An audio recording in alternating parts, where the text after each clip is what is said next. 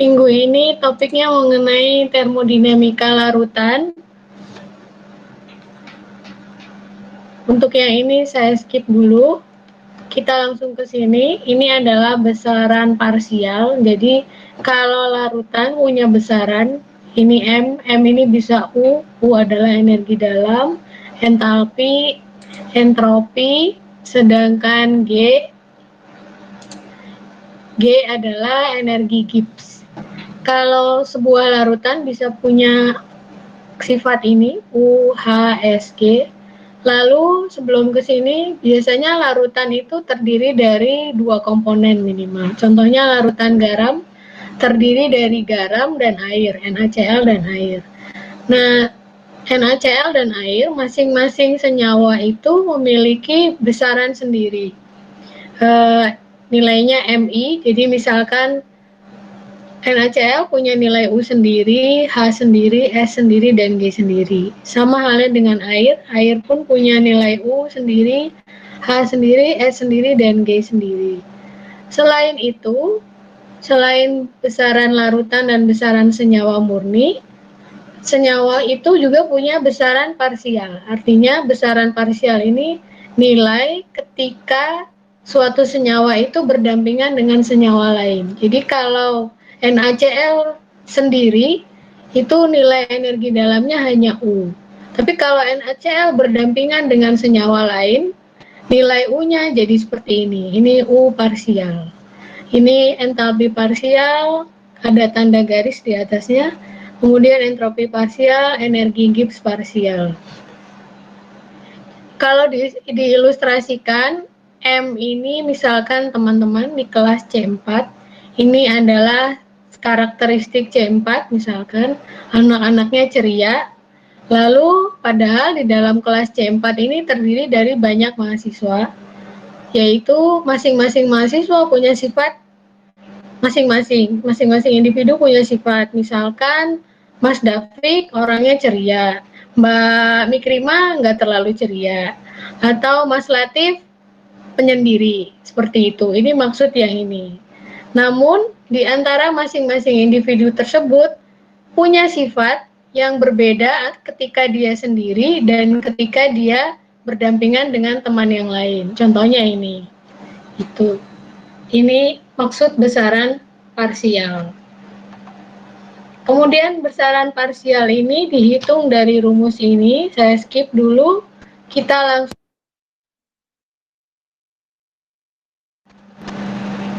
example 11.3.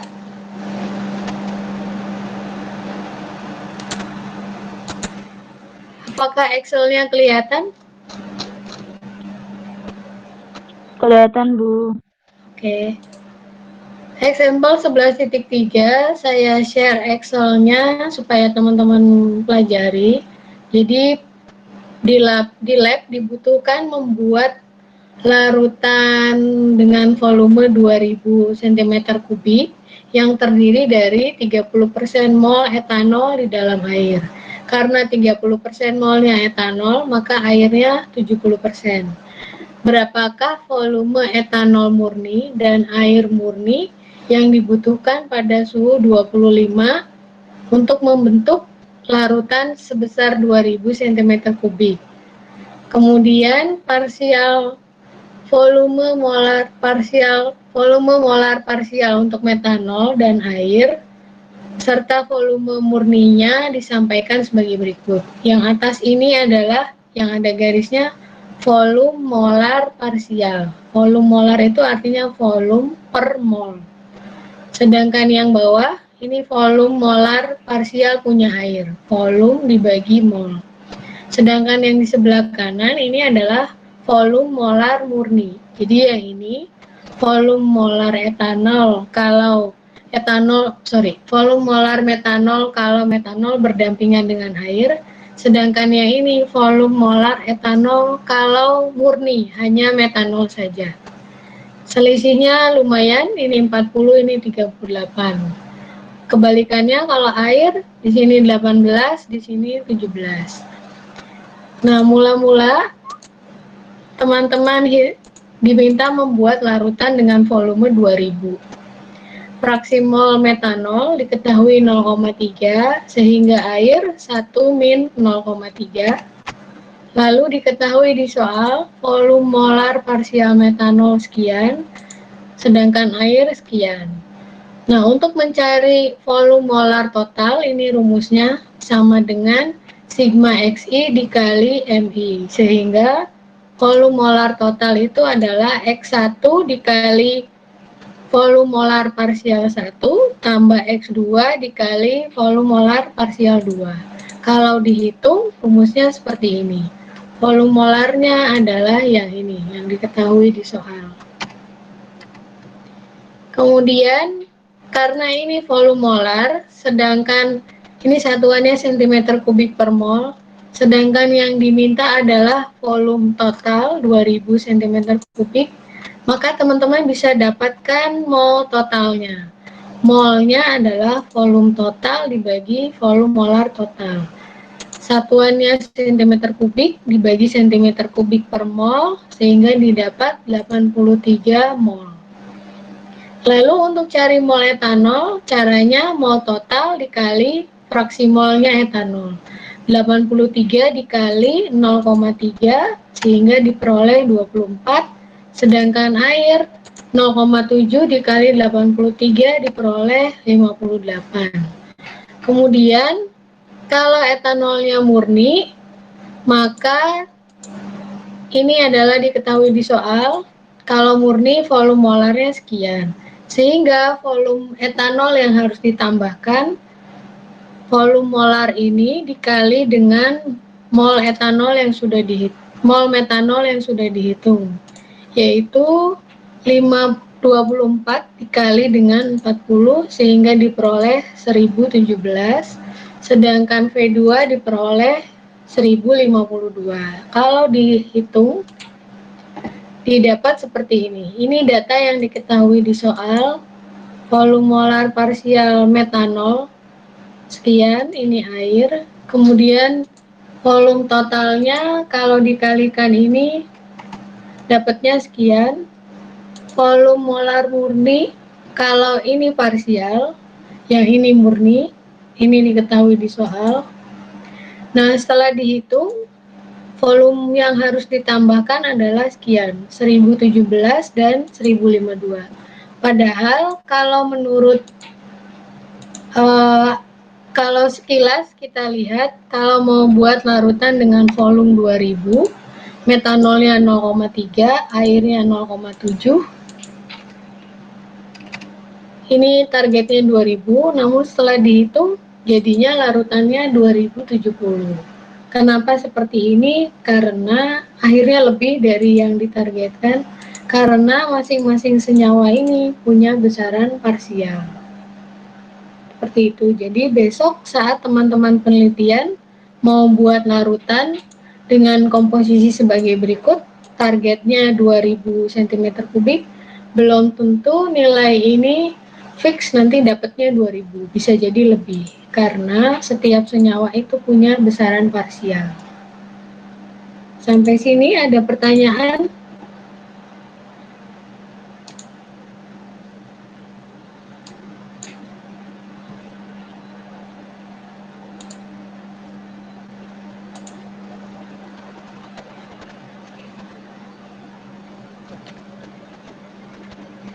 Belum ada pertanyaan? Oke, saya lanjut ya.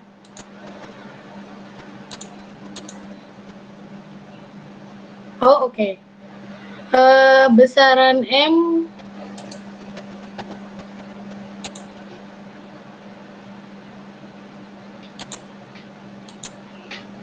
benar, besaran M itu bisa diganti dengan U, H, S, G, atau volume. Bisa U, energi dalam, entalpi, G, atau V atau volume. Jadi M ini hanya mewakili salah satu variabel saja. Cara perhitungannya sama. Jadi kalau ini H, maka ini sigma XI. Kalau ini V, sigma XI VI. Dan seterusnya.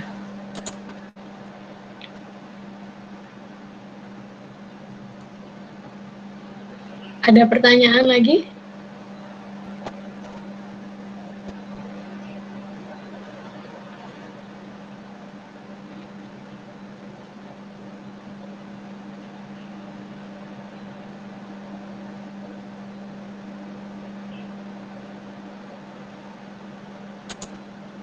Kalau belum, saya lanjut ke example 11.7.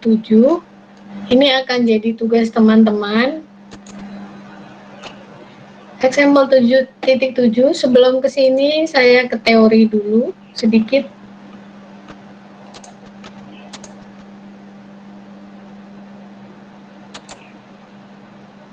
Oke, di dalam termodinamika ada istilah fugasitas dan koefisien fugasitas. Fugasitas itu apa? Fugasitas itu sebenarnya tekanan gas nyata. Jadi kalau selama ini kan di termo 1, teman-teman belajar tekanan gas ideal. Itu kan dalam kondisi ideal. Namun pada kenyataannya gas itu berada dalam kondisi nyata, sehingga tekanan gas nyata itu namanya fugasitas. Intinya ini tekanan gas nyata. Lalu fugasitas atau tekanan gas nyata kalau dibagi dengan P atau gas ideal, ini nanti dapatnya rasio 0,5, 0,8 dan seterusnya. Ini namanya koefisien fugasitas. Jadi koefisien fugasitas adalah perbandingan antara tekanan nyata dengan tekanan ideal. Ini simbolnya V. V sama dengan Fi dibagi dengan P. Nah, pada kondisi kesetimbangan, fugasitas atau tekanan gas ideal itu pada fase gas, liquid atau pada fase saturated itu harus sama. Kemudian sama dengan koefisien fugasitasnya, harus sama pada seluruh fasenya. Nah, untuk rumus ini lebih mudah kalau kita lihat contoh soal.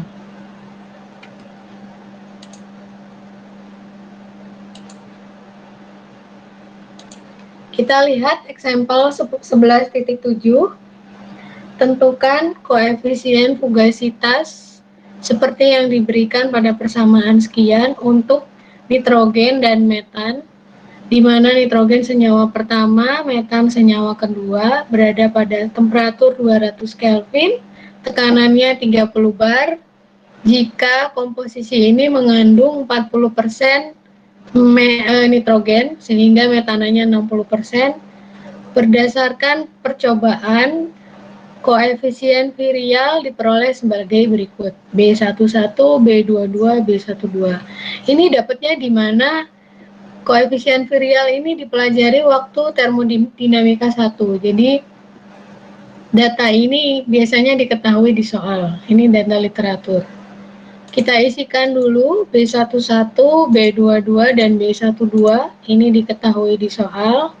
Kemudian teman-teman hitung, ini delta 12 sama dengan 2B12 min B11 min B22. Jadi 2 kali B12 min B11 min B22. Kemudian isikan tekanannya, diketahui di soal 30 bar, temperaturnya 200 Kelvin. Hati-hati, R-nya bukan 8,314, juga bukan 0,082, tapi 83,14. Kenapa? Karena T-nya dalam Kelvin dan P-nya dalam bar. Kalau teman-teman mau gunakan 8,314 boleh, P-nya nanti diubah ke Pascal. Kemudian isikan fraksi nitrogen, diketahui di soal nitrogennya 40%, sehingga metannya 1 min 40%. Lalu hitung ini, rumus untuk menghitung koefisien fugasitas. Ln V1 sama dengan, ini maksudnya P per RT dikali B11 plus Y2 kuadrat kali delta 12. Jadi P itu adalah tekanannya, P dibagi R kali T, R dikali T, dikali B11 ini diketahui di soal, ada di atas, ditambah Y2 kuadrat, Y2 kuadrat ini 0,6 kuadrat, dikali delta 12. delta 1,2-nya yang tadi dihitung di atas. Ini. Sehingga diperoleh nilainya minus 0,05013. Ini adalah nilai ln. Supaya dapat V-nya, maka ln ini harus dieksponenkan, yaitu sama dengan eksponen dari nilai ini, sehingga didapat 0,95. Sama halnya dengan ln V2, ini P per RT kali B2 plus Y1 kuadrat dikali delta 12, P-nya diketahui, R diketahui, T diketahui. Yang ini B-nya diketahui di soal. B22 dikali Y1 kuadrat dikali delta 12. Sehingga diperoleh sekian. Untuk dapat V2-nya, maka perlu dieksponenkan. Sama dengan eksponen yang ini. Artinya apa nilai ini? Ini 0,95, ini 0,8. Ini adalah koefisien fugasitas, artinya perbandingan antara fugasitas terhadap P. Fugasitas itu tekanan ideal, tekanan nyata, sedangkan P tekanan ideal. Jadi, kalau menurut perhitungan tekanan idealnya adalah 1 bar, maka tekanan nyatanya itu adalah 1 bar dikali ini, 0,95 bar. Ini untuk senyawa pertama. Untuk senyawa kedua, kalau tekanan idealnya adalah 1 bar, maka pada kondisi nyata, senyawa kedua ini tekanannya 0,832 bar. Itu maksud perhitungan koefisien fugasitas. Kemudian di akhir soal ditanya selain koefisien fugasitas juga nilai B. B ini virial. Rumusnya yang panjang ini gunakan yang bawah saja, Y1 kuadrat kali B11 plus 2Y1 Y2 kali B12 tambah Y2 kuadrat kali B22. Tinggal masukkan angka, Y1 Y2-nya ini, kemudian B11, B22, dan B12-nya ini. Sehingga didapat virialnya adalah ini. Setelah itu, teman-teman bisa hitung Z. Mungkin pernah belajar di termo 1, Z itu sama halnya. Z itu menyatakan perbandingan antara kondisi ideal dengan kondisi nyata. Kalau kondisi ideal, Z itu nilainya 1,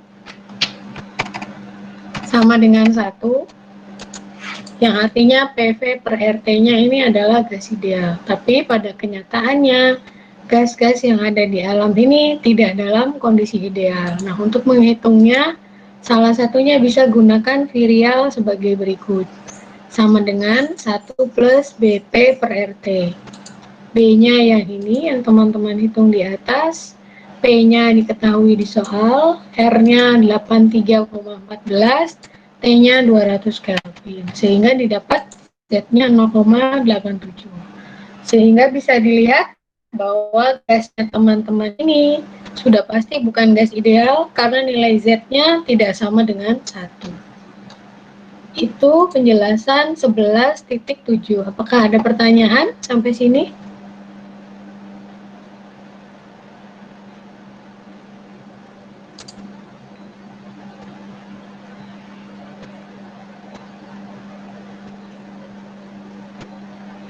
Silakan Mbak Edlin, mau pakai speaker boleh.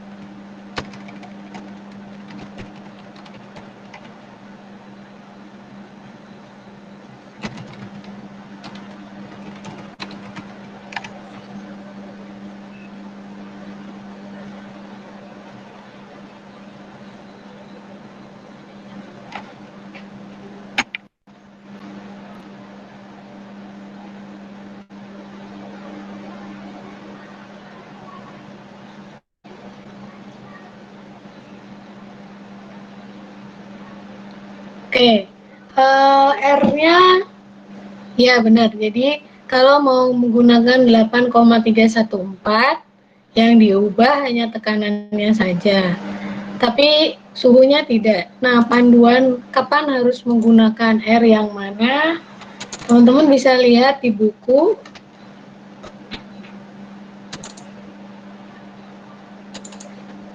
Jadi di buku termo, sambil menunggu bukunya dibuka, di appendix nanti ada, atau kalau teman-teman googling,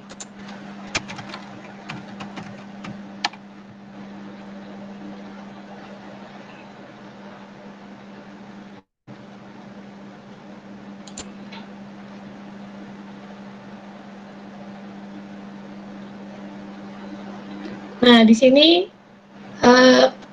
di sini ada panduannya. Jadi kalau mau menggunakan yang 8,314, maka tekanannya harus dalam Pascal, temperaturnya dalam Kelvin, atau yang lainnya, atau volumenya dalam meter kubik. Kemudian kalau dalam ATM, Reaumur, gunakan yang ini. Kemudian ada yang lain lagi, misalnya 0,082, kalau tekanannya ATM, temperaturnya Kelvin, dan volumenya dalam liter. Kebetulan di sini nggak ada 83,14 ya. Ya, adanya di buku termo, jadi di appendix, kalau tidak salah ada. Jadi R-nya itu menyusun satuan tekanan sama T.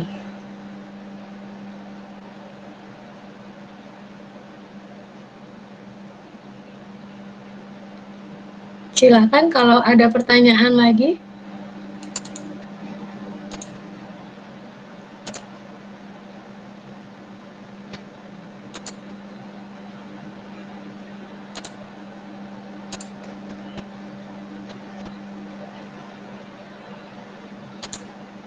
Oke, sama-sama.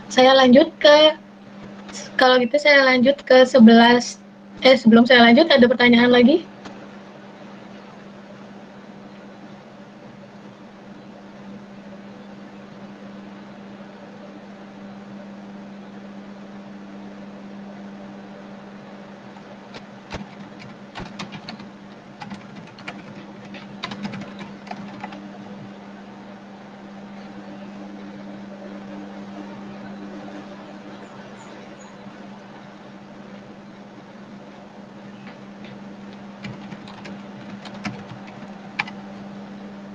Oke, saya lanjutkan ke example 11.9. Ini juga jadi tugasnya teman-teman.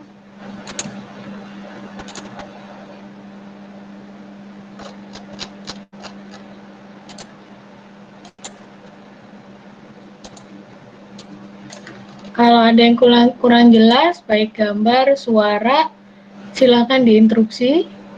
Example 11.9.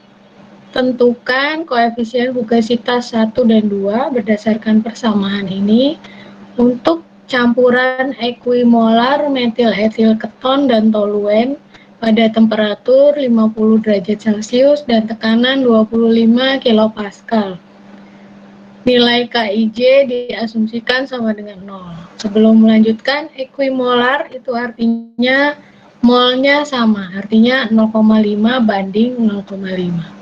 Kemudian diketahui ini IJ, jadi I itu menyatakan senyawa satu. Kalau IJ-nya satu-satu, berarti ini variabelnya punya senyawa yang pertama, yaitu metil etil keton. TC, TC ini temperatur kritis.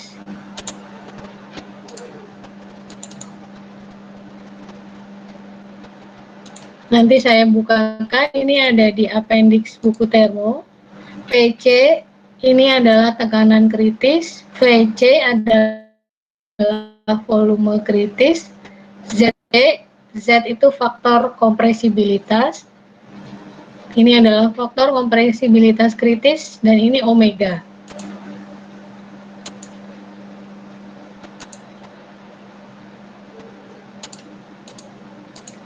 Kemudian ini untuk senyawa pertama nilainya 53,55, senyawa tekanan kritisnya sekian, volumenya sekian, Zc-nya sekian, omeganya sekian. Ini untuk yang kedua. Lalu kedua senyawa ini saling berinteraksi sehingga punya nilai Tc12. Seperti yang tadi saya sampaikan di awal, masing-masing ini punya sifat murni dan punya sifat parsial. Nah, ketika berinteraksi nilainya adalah 12. Tc12, Pc12, Vc12 dan seterusnya.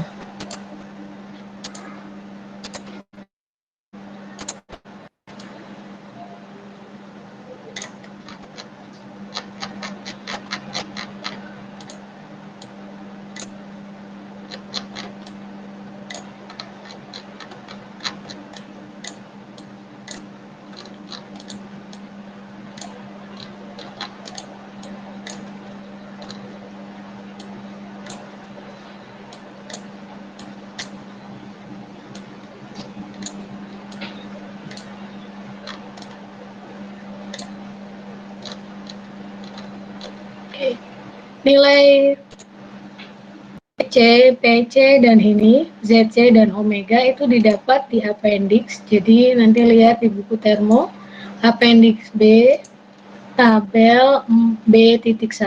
Kalau senyawanya metil etil keton ini 72,17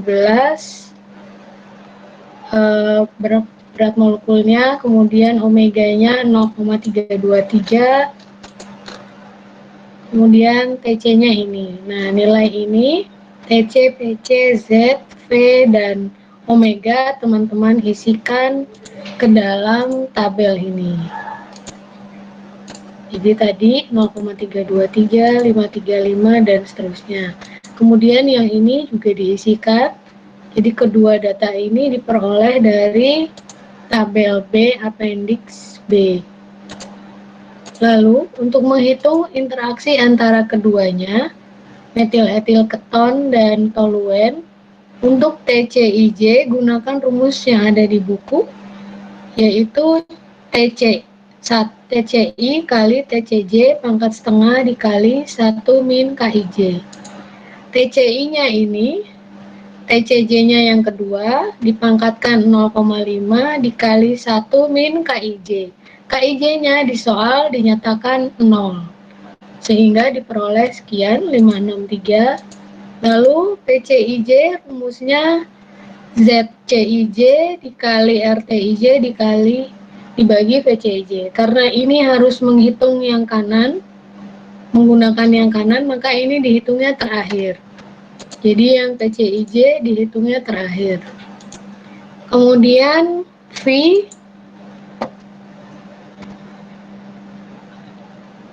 rumusnya adalah VCI pangkat sepertiga tambah VCJ pangkat sepertiga dibagi 2 lalu dipangkatkan 3.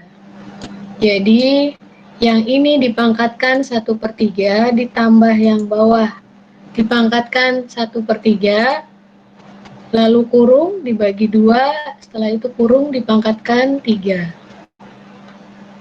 Kemudian yang Z ini tinggal yang atas tambah yang bawah dibagi 2. Kemudian yang omega sama, tinggal yang atas tambah yang bawah dibagi 2. Setelah yang ini TC, VC, ZC, dan omega terhitung, baru hitung PC. PC rumusnya Z dikali R, R-nya 83,14 dikali TC dibagi dengan VC.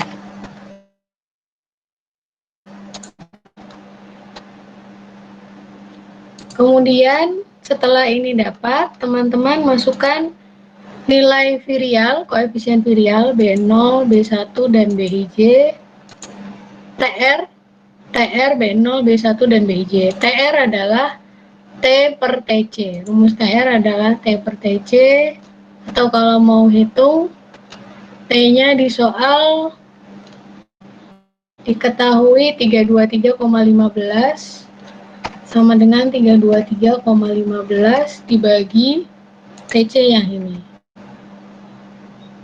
Kemudian TR yang kedua 323,15 dibagi TC yang ini. Jadi TR itu sama dengan T dibagi TC. Lalu B0 rumusnya ini 0,083 min 0,422 dibagi TR pangkat 1,6. Jadi 0,083 dibagi 0,422 per TR pangkat 1,6. Sama halnya untuk B0 yang bawah, yang untuk senyawa yang kedua. Kemudian B1 gunakan rumus ini 0,139 min 0,172 dibagi TR. 0,139 min 0,172 dibagi TR pangkat 0,2. Lalu teman-teman bisa ngedrag ke bawah, hitung yang kedua. Ini untuk B1. Lalu kalau sudah dapat, untuk yang bawahnya tinggal atas, yang 12 sama dengan yang atas tambah yang bawah dibagi 2. Sama halnya untuk yang B0, yang paling bawah itu B0 yang pertama tambah yang kedua dibagi 2. Sama halnya untuk yang B1, atas tambah bawah bagi 2. Nah, yang agak sulit yang ini, BIJ. BIJ ini gunakan rumus ini, R TCIJ dibagi PCIJ dikali B0 tambah omega kali B1. Saya pelan-pelan. R-nya 8,314 dikali TCIJ, TC untuk senyawa pertama ini, TC-nya ini, kemudian dibagi PC, PC untuk senyawa pertama adalah ini, kemudian dikali B0, B0-nya yang ini, ditambah omega, omega untuk senyawa pertama ini, dikali B1, B1-nya yang ini. Nah, untuk yang kedua, lakukan hal yang sama, R-nya sama, 83,14, TC-nya gunakan yang atas, PC-nya yang ini, yang kedua, senyawa kedua, lalu B0, B0-nya ini, omeganya yang di atas, kemudian B1-nya yang ini. Nah, untuk yang ini, jadi yang ini beda sendiri. Ini sama, gunakan, jadi sementara yang ini itu hanya penjumlahan, atas tambah bawah bagi 2, ini juga. Nah, untuk yang ini, gunakan rumus ini, R 83,14 dikali TCIJ, TCIJ-nya yang ini, dibagi PCIJ yang ketiga, dikali B0, B0-nya ini, ditambah omega, omeganya yang ini, dikali dengan B1. Nanti diperoleh sekian. Setelah teman-teman hitung koefisien virial, selanjutnya hitung delta. Rumusnya ini sama dengan example 11.7, 2B12 dikurangi B11 min B22 sama dengan 2 kali B12 yang ini dikurangi B11 yang ini dikurangi B22 yang ini. Kalau sudah, masukkan tekanannya. Di soal diketahui tekanannya 25 kilopascal. Karena kita menggunakan R83,14, maka tekanannya diubah ke bar. Supaya jadi bar dibagi 100, 25 dibagi 100. Kemudian di soal diketahui T-nya 323, R-nya 83,14. Y-nya Y1 dan Y2 0,5, 0,5 karena diketahui di soal equimolar. Lalu untuk menghitung koefisien fugasitas seperti eksempel sebelumnya, P per RT kali B11 plus Y2 kuadrat delta 12. P-nya hati-hati bukan yang atas, tapi yang ini. P yang bar dibagi RT, R-nya 8,314, T-nya 323,15, dikali B11, B11-nya yang ini, B11 ditambah Y2 kuadrat, ini Y2 kuadrat dikali delta 12. Delta 12-nya yang ini. Sehingga diperoleh min 0,012. Nah, untuk dapat Pi1-nya, maka nilai ini dieksponenkan. Sehingga diperoleh sekian. Lakukan hal yang sama untuk senyawa 2. P per RT. P-nya ini 0,25 bar dibagi R 83,14 dikali T 323,15 dikali B22. B22-nya yang di atas, B22 ditambah Y1 kuadrat 0,5 kuadrat dikali delta 12. Delta 12-nya ini. Sehingga didapat ln V2 sama dengan min 0,017. V2-nya adalah eksponen dari nilai ini. V adalah koefisien fugasitas. Sehingga kalau dilihat, koefisien fugasitas senyawa 1 dan 2, nilainya kurang dari 1, artinya ini kondisinya tidak ideal. Nah, karena di soal diketahui tekanannya 0,25 bar, maka sebenarnya tekanan yang pertama ini adalah 0,98 dikali 0,25 bar. Sebenarnya adalah 0,24 bar. Sama halnya dengan yang kedua. Yang kedua ini sebenarnya tekanan aslinya adalah 0,98 dikali 0,25. 0,2456 bar. Jadi ini adalah tekanan gas nyatanya.